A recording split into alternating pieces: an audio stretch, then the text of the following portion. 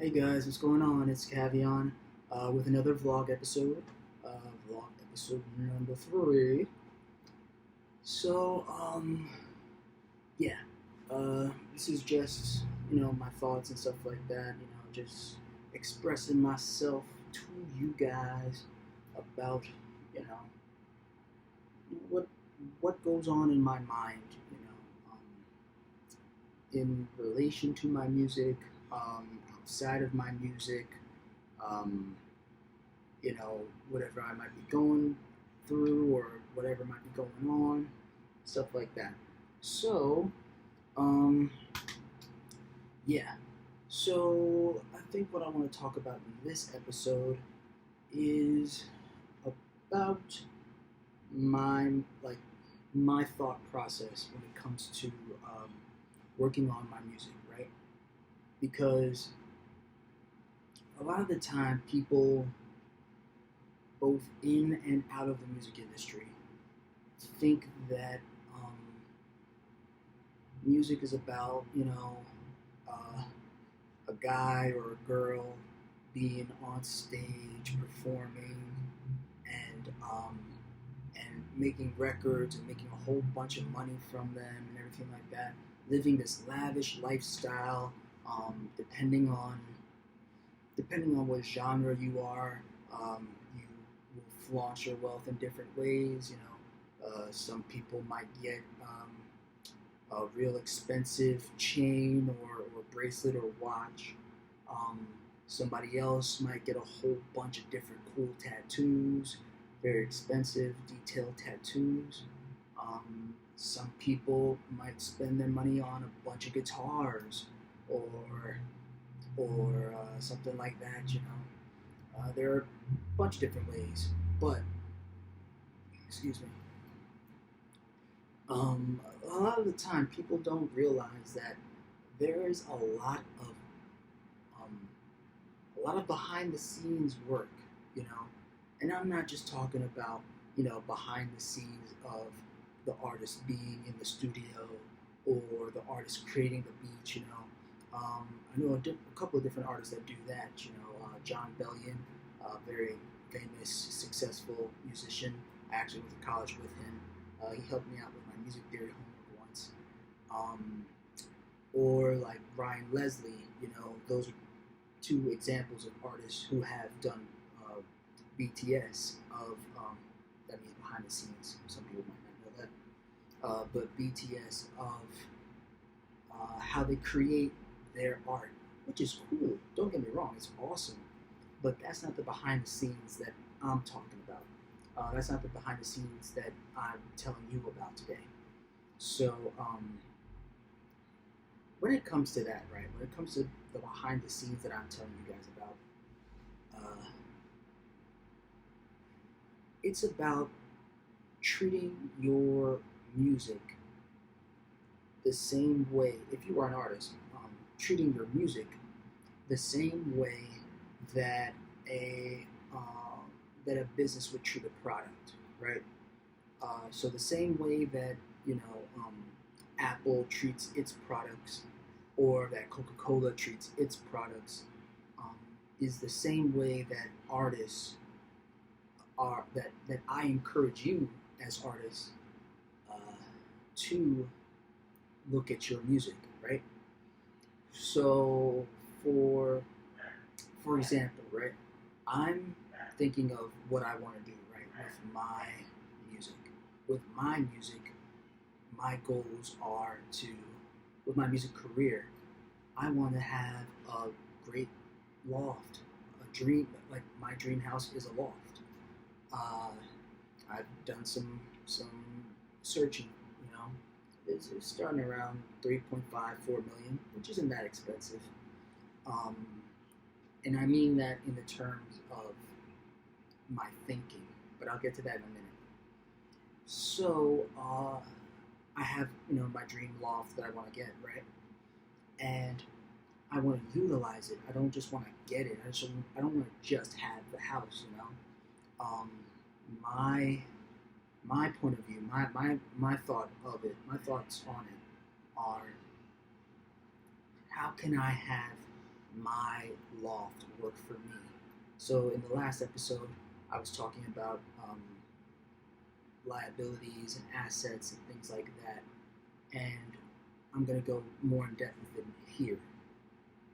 So for liabilities, like I said last episode, liabilities are things that you purchase um, that lose value over time.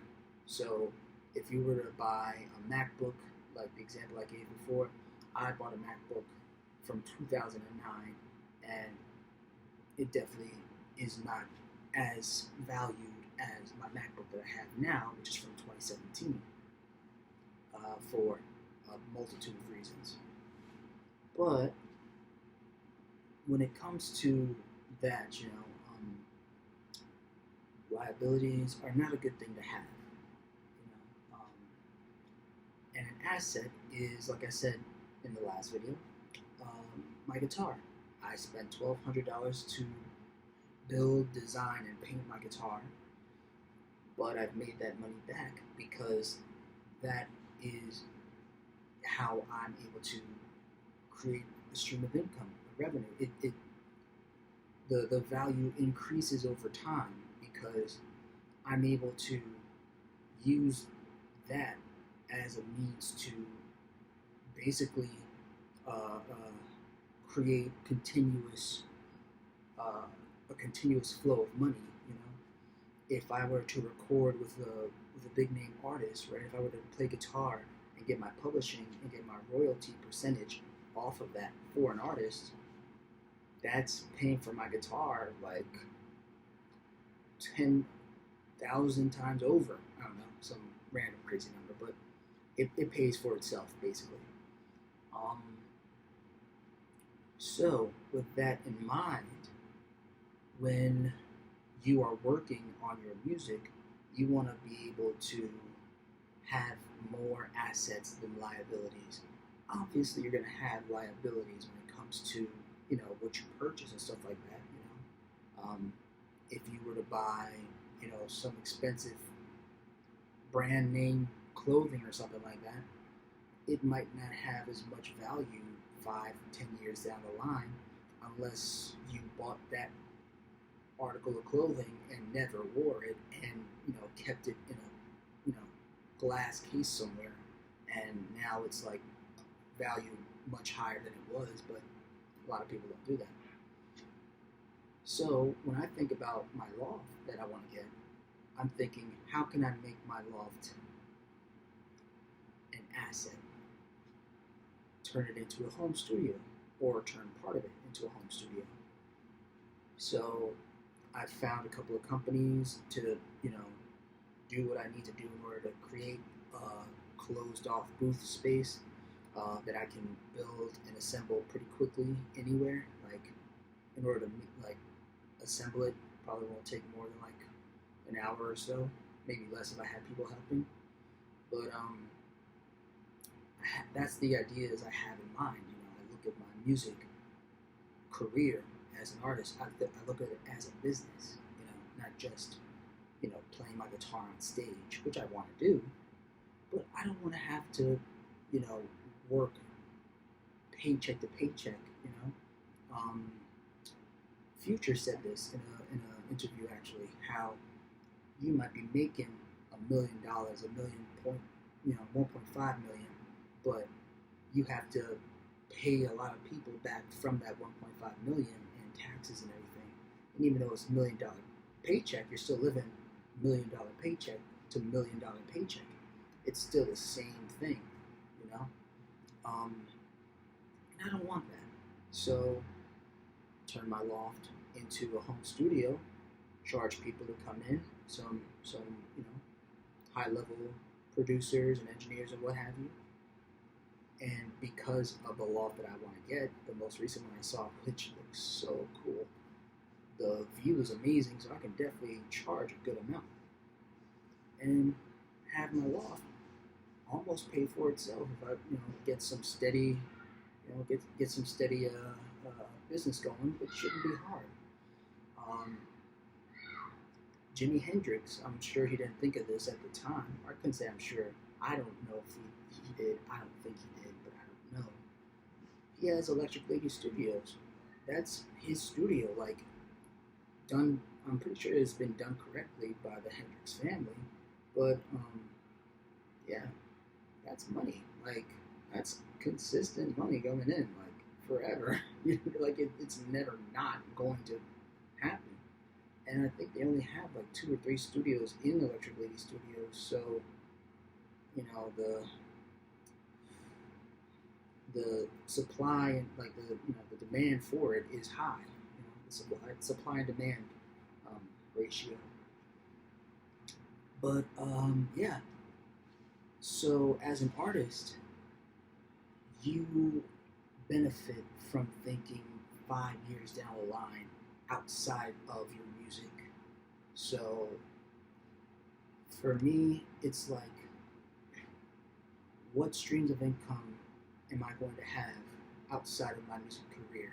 Because a lot of the time, people's music artists, their music career doesn't last more than a few years, 3 to 5 years. That's what they say. So,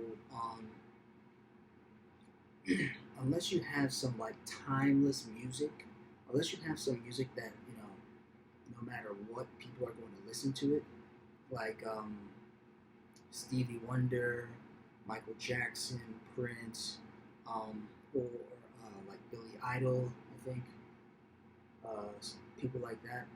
Or if you want to be more recent, um, uh, Jay Z, Jay Z and his stuff, Kanye, Beyonce, they've been in the business for 10 plus years, almost 15, 20 damn near. But those are exceptions to the rule. John Mayer, one of my favorite guitarists, his music career spanned 10 years now, over 10, I think. No, I'm sorry, 20. Yeah, 20 years now. Not many artists have that. Most of the time you'll have um, most of the time you'll have artists whose career might, you know, if it's marketed well and everything's done properly, maybe a max of 7 years, you know, 10, something like that. But then again, a lot of the time, it's very circumstantial. But you understand what I'm getting at, Even if you have an artist that hasn't done any new music or a lot of new music, in a while, they'll still make money. Like Mariah Carey, look at her.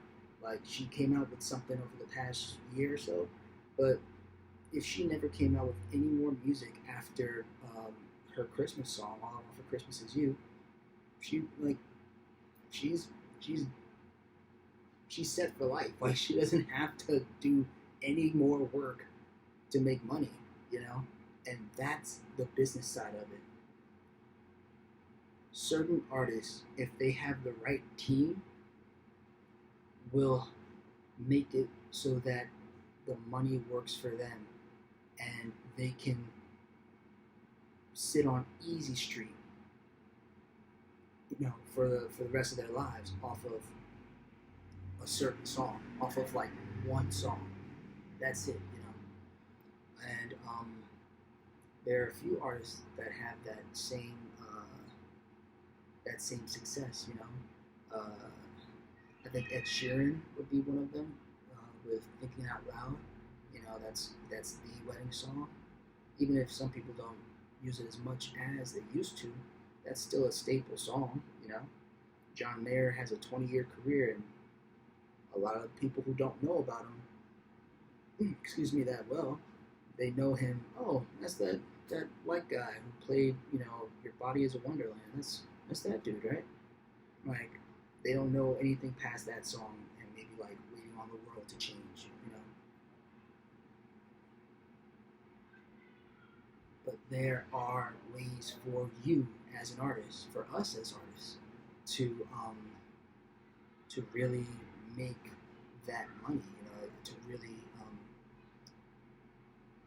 To really have a long-lasting career outside of your music. Um, a good a good example yeah, a good example of how you can do this is something like your your accessories, maybe something that you wear, right? Um, if you can if you can find something that you wear and then monetize that, make money off of that, then there's your second stream of income or another stream of income. You know, so for example, her right, she has a great presence on stage. She's good looking. Um, she's dope on the guitar. You know, but her thing is that she wears all these different sunglasses. I do it too, but I wanted it to. I usually wear my sunglasses with everything that I do, but I wanted to be, just face to face. The man behind the shades, uh, John Lennon. I mean, I think the only other person that wears round round sunglasses more than I do was John Lennon. Like he's known by a certain aesthetic, and those people who do those artists who do that, if they're smart, they can utilize that to their advantage. So she has her own line of eyewear that she has with a certain eyewear making company, and that's how she can create her revenue without having to do music anymore. Depending, obviously, I'm exaggerating, but it's about thinking outside of the box, thinking outside of the music. So, if you're an artist, right? If you have something that you love to do outside of your music, some other love outside of your music, you should have an idea of what you want to do with that after you blow up with your music.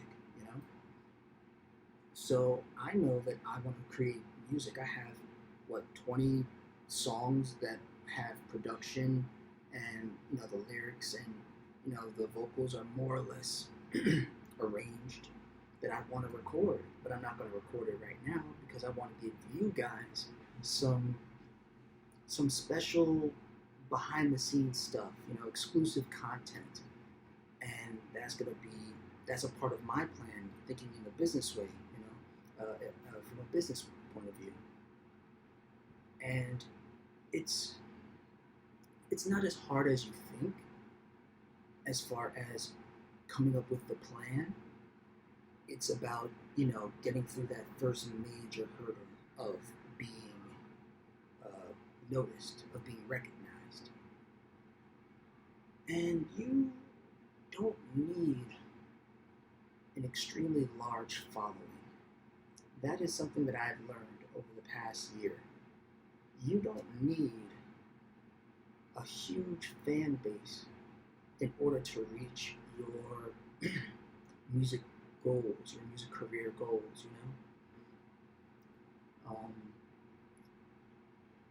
in all honesty, you need 1,000 people, 1,000 true fans. And I mean, these are the people that are going to be first in line, for your newest merch, or who are going to support you by, purchasing your latest visual piece, right? If you're an artist, a musical artist, and then you paint something or draw something, and you sell it as a print, they'll support it, because of that connection you have. If you have 1,000 true fans to spend $10 a month on you for a year, that's a six-figure income. That's a six-figure income right there. Now, I don't know what your aspirations are as a musician, but I can tell you, a six-figure income is a good start. It's a good start. I'm not going to be able to purchase my my loft with that money from the first year, but I do know that I'll be able to use that money to reinvest in my business because my music is my business. So think about it like Shark Tank, right? Um, so the TV show is about uh, these investors, Mark Cuban and the rest of them, who have money, right? And this is something that I am currently working on to try and find these people who have too much money and have to use it some way, somehow. So you have people who come up and have their product, and they get their elevator pitch. I don't know how long they get. I think they might get like uh, about a minute or two to uh, to what's the word? Not promote, but to market, to present. There it is. To present their product. There's this one that I know of personally. Uh, it was a product called Tiege Hanley, which is men's skincare, right? I'll do a future vlog video. I'll show you guys like me, doing my skincare routine, like in some future video. I don't know when, but he got turned down, and he's still successful because he was able to, get his customers, his clients. He was able to get clients and customers to purchase uh, this product, but they didn't invest in it. In exchange, if he had, right, let's just say that for all intents and purposes, let's say that they did want to invest in this product, right? It is a trade-off.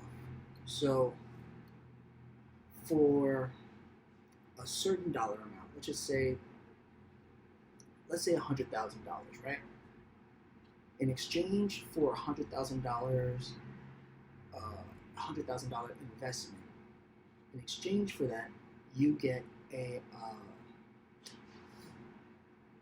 you would get a certain percentage of the company, like a certain stake in the company, right? Equity. That's the word, equity. And depends on how much, it's always a negotiable thing. It's always one of those things where you have to negotiate the numbers and things like that. Then that gets very like Ari Gold, Entourage type stuff. That's a reference if you guys ever watched Entourage. But it's one of those things where if they believe in the product, they will invest in it in exchange for a percentage. Understand that each and every song that you as an artist creates that ends up becoming marketable, that is catchy, that the general public is able to gravitate towards, that one song is your product. So, like I said, the Tiege Hanley guy, right? It's the same thing. Tiege Hanley is a whole company, and they put in a certain percentage. They would invest a certain amount for the percentage. Your song is the company. Your song, or not the company. Your song is like the full product, like everything. But the difference, as far as I see, I'm not a business guy, but the difference is that percentage in your song, in your one song, can get ROI, which stands for return on investment. It can get an ROI of continuous revenue. Perfect example. Drake, right? Drake, one of the biggest artists out right now, or out, period. Like on Michael Jackson level of of notoriety or fame, whatever you want to call it. He's got what, over a billion streams on a few specific songs. I can't name them right now. I remember watching it in a video. I forgot which ones they were. Uh, God's Plan, that's one of them. God's Plan has 1.6 billion streams, I think, or something like that. That one song alone on Spotify, I think. 1.6 billion streams. Now, because he's just the artist and the songwriter, right? He could only claim a certain percentage if he had his team work with him, right? I know one of them is 40, right? That's his producer name. If 40 is the producer, he gets a certain percentage. For all the executives who contributed, they get a percentage. But if you're an indie artist and you produced the music yourself, you mixed it yourself, you mastered it yourself, you sang on it, you wrote all if you did everything in-house, like you yourself, you were the only one who did it, that's 100%. That means you have full control over who can get a percentage of what. So if you can find someone to fund your music in exchange for a percentage, that's your leverage right there. You have your leverage. You have to think from a business point of view, from a business mindset, because that's going to be money from your one song forever. I saw this video from a 50 Cent interview, right? And it talks about how, I forget the producer's name, but he had produced a few songs. I don't think all of them, but I think like a few songs from Get Rich or Die Trying, right? And that came out early 2000s, I think.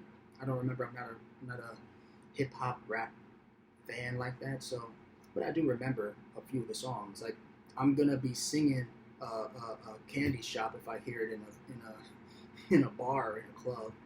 So obviously it's memorable.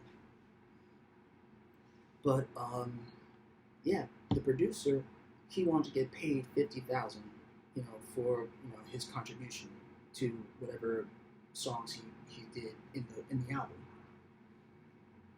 50 said, let's not do that. Instead, let's do 30,000 and 1 point.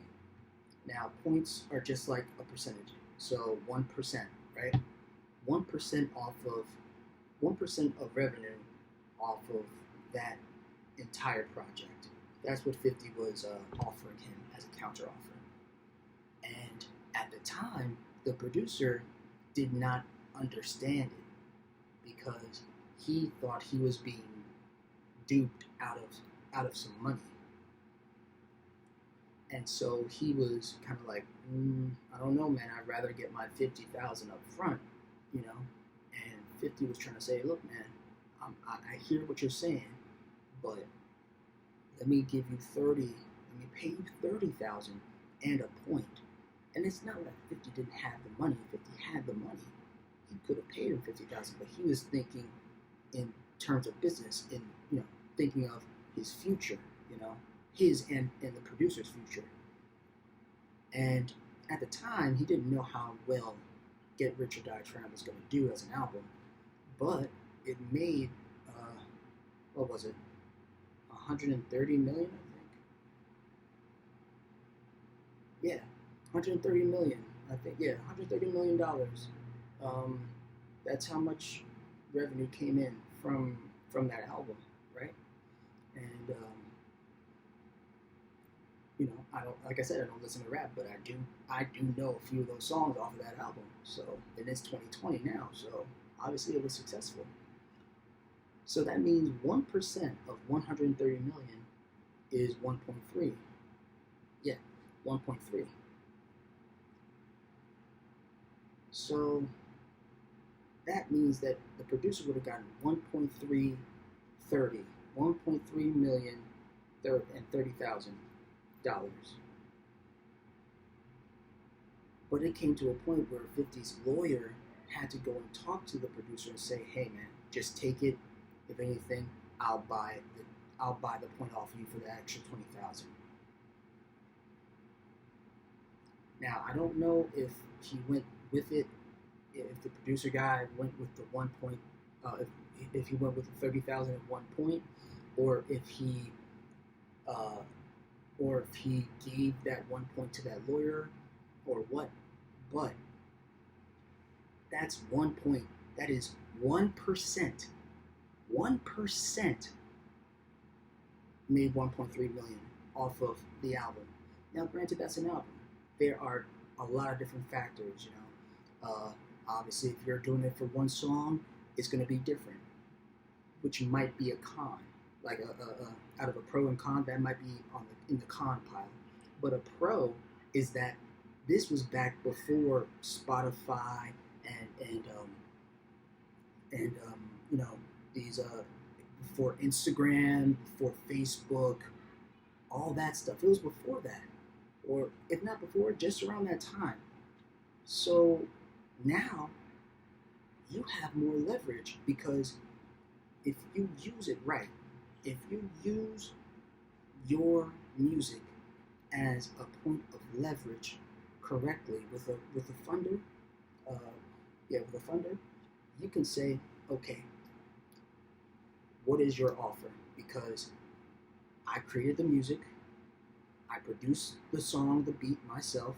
I'm the one singing on it. I'm the one who wrote all the words. If you're a guitar player like me, I played all the guitar lines, the guitar rhythms. That's all me.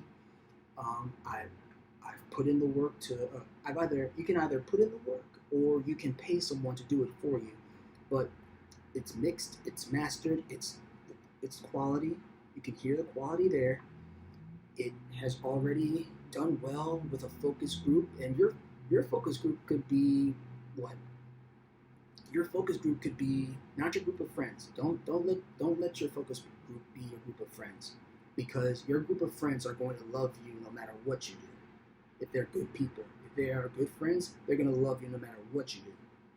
You want to find a group of people that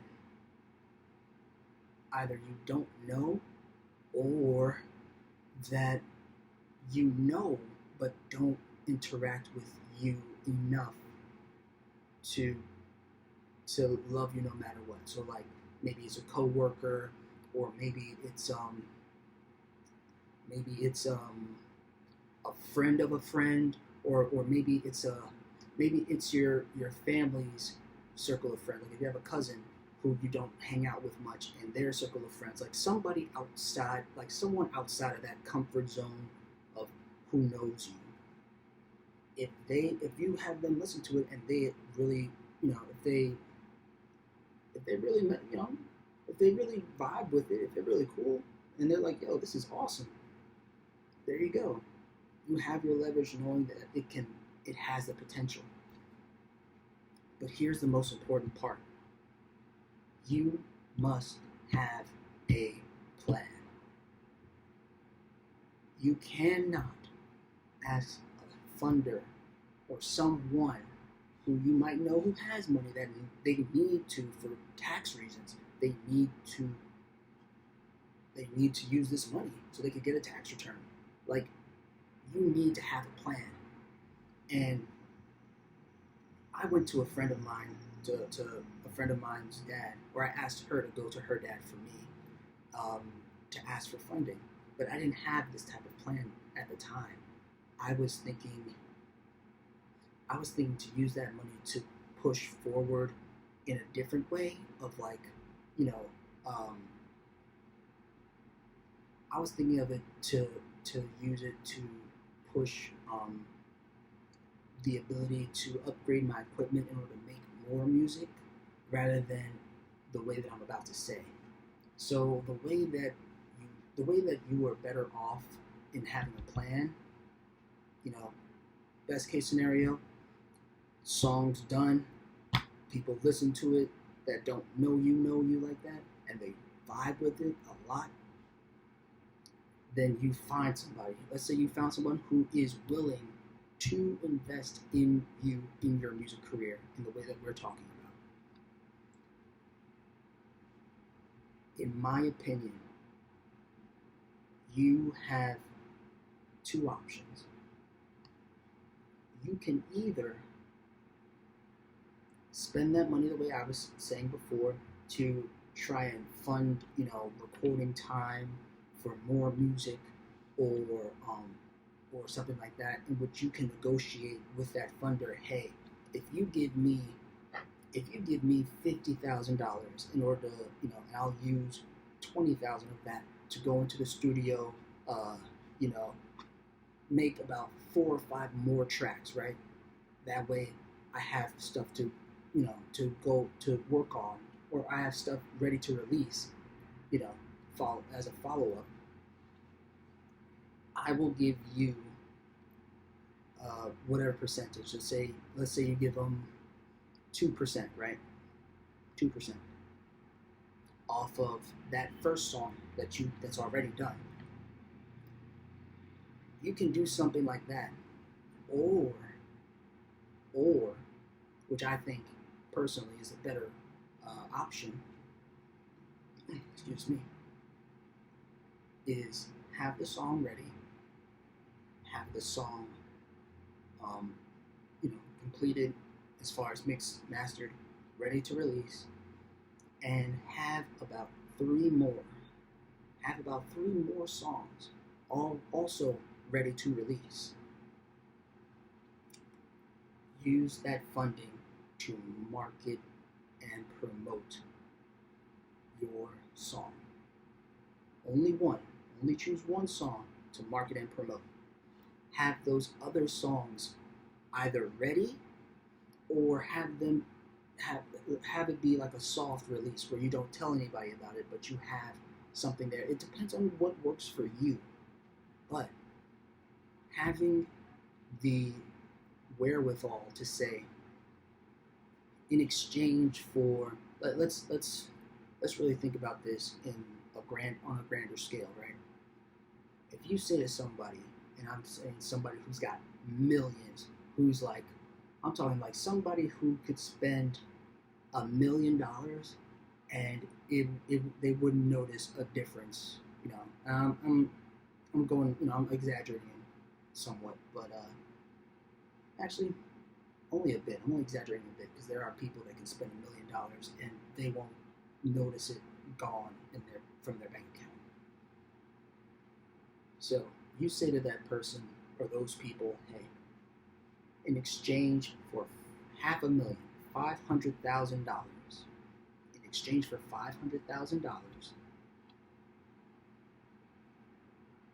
you will get 5% off of this song, and you have to have a plan. You have to have it written out, budgeted, everything.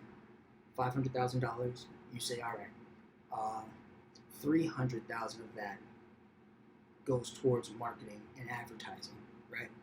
150 to marketing, 150 to advertising,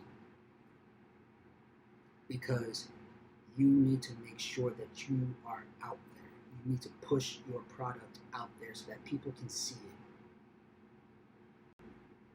So imagine you pass by a Spanish restaurant, right?